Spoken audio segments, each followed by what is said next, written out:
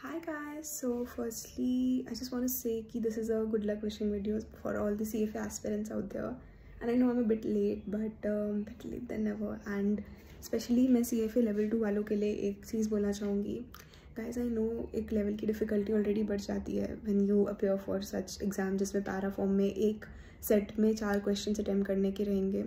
Just ensure कि आप question को बहुत ध्यान से and slowly read कर रहे हो. आधी से ज़्यादा गलतियाँ वही eliminate हो जाती हैं. ठीक है. The second most important point कि just don't keep on holding back your self कि एक क्वेश्चन क्लिक नहीं हो रहा तो उसी पे अटके हुए हो कि नहीं भाई, इट वोंट लूज योर काम बिकॉज एनीवेज जितने भी क्वेश्चंस हैं टोटल विगनेट्स में इट्स जस्ट लाइक टोटल 2 विगनेट्स ऐसे होते हैं जो असेस नहीं होते आपके फाइनल स्कोर में.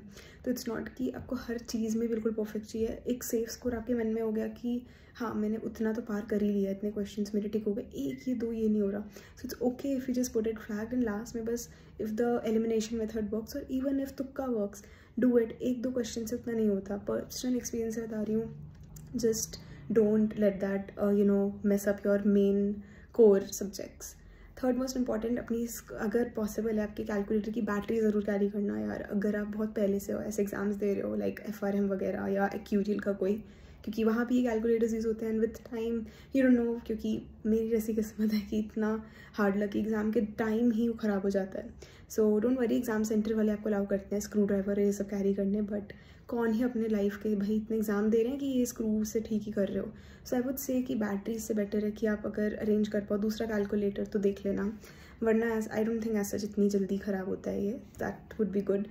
And last but not the least, I just want to say कि स्टे हाइड्रेटेड. कुछ फ्रूट चाट वगैरह ले जाना बैग में, एंड टाइम से बहुत ही थोड़ा पहले ही जाना. वहाँ गाड़ी खड़ी करके या कैब को, अगर आप कैब से जा रहे हो तो कैब चली जाए, लेकिन आप कहीं बैठ के पढ़ सकते हो या कहीं ऐसे just keep buffer time in hand. That's what I mean, because you don't just go by traffic कि भाई ट्रैफिक लग जाए और एग्ज़ाम में अननेसेसरी डिले हो. सो वो सब एक्सटर्नलिटी को क्यों ही चांस देना कि आपके एग्ज़ाम को ख़राब करें.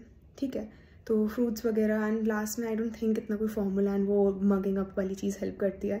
ऑनेस्टली मैं कुछ भी नहीं पढ़ती last day, but if you are in to working profession and you will feel lost. So एक एश्योरेंस के लिए आप अपनी अगर कोई टैबलेट कैरी करो तो उसमें PDF तो आई एम अज्यूमिंग होगी ही आपकी, क्विक शीट या उस सब के फॉर्म में. अगर नहीं भी है देन आई थिंक आपके खुद के नोट्स आप कैरी कर सकते हो. एक ब्रश अप बीच का जो ब्रेक मिलता है, you can do it.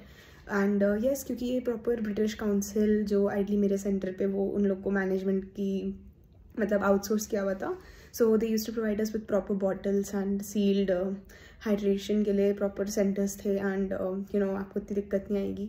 Ensure आप वॉशरूम को वेल यूज़ करो एग्जाम्स जाने से पहले. एंशियसली ऐसा ना हो कि बीच में आपको जाना पड़े, and because they allow you to go for washroom break but आपका टाइमर चलता रहता है. सो वो मत करना अननेसेसरी. ये सब छोटी चीज़ें होती हैं जो नहीं याद रहती. एंड एक और last but not the least, this is the final one. Actually I am just so nervous like as if कि मेरा एग्जाम है, but I just want to say कि अगर मान लो आपका कोई क्वेश्चन क्लिक नहीं हो रहा, ये मान के जाओ इस एग्ज़ाम सेंटर में कि मुझे सबसे ज़्यादा आता है, मुझसे ज़्यादा किसी को नहीं आता, और अगर मेरे से नहीं हो रहा तो किसी और से भी नहीं हो रहा, बट यू नो कि आपसे तो हो जाएगा वो.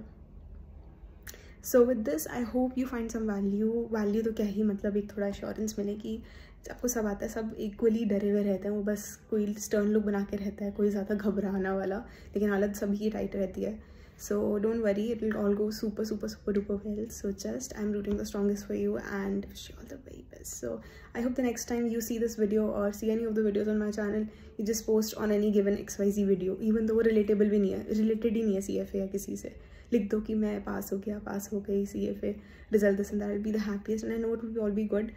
थोड़ा उसमें मतलब ये ध्यान में रखना कि आपको सब आता है, इतना कंसेप्ट कॉम्प्लेक्स नहीं होता, लेकिन वो आपकी पढ़ी हुई नॉलेज को एक्चुअली बस चेक करता है. मैं इतना ही आपको एक लाइन में बता पाऊँगी बस. तो बस वो देखना, ध्यान से पढ़ना, समझ के करना, and it will all be all well. Ethics पे स्पेशल फोकस देना, कीवर्ड्स पे कि भाई जो ओवरलैपिंग की अगर आपने प्रैक्टिस की, ये नहीं ये है, ये नहीं वो है, तो थोड़ा उसमें बस फोकस देना. बाकी आई थिंक 4 होते हैं एथिक्स के, बट उसमें से 2-3 भी आप मेजर टिक कर लोगे then it will be well above the 50% mark. तो hopefully be good. And target वैसे 100 का ही रखो, क्योंकि अगर आपकी मन में सारे कंसेप्ट्स क्लियर है तो कोई सेंस नहीं बनेगी डाउट की.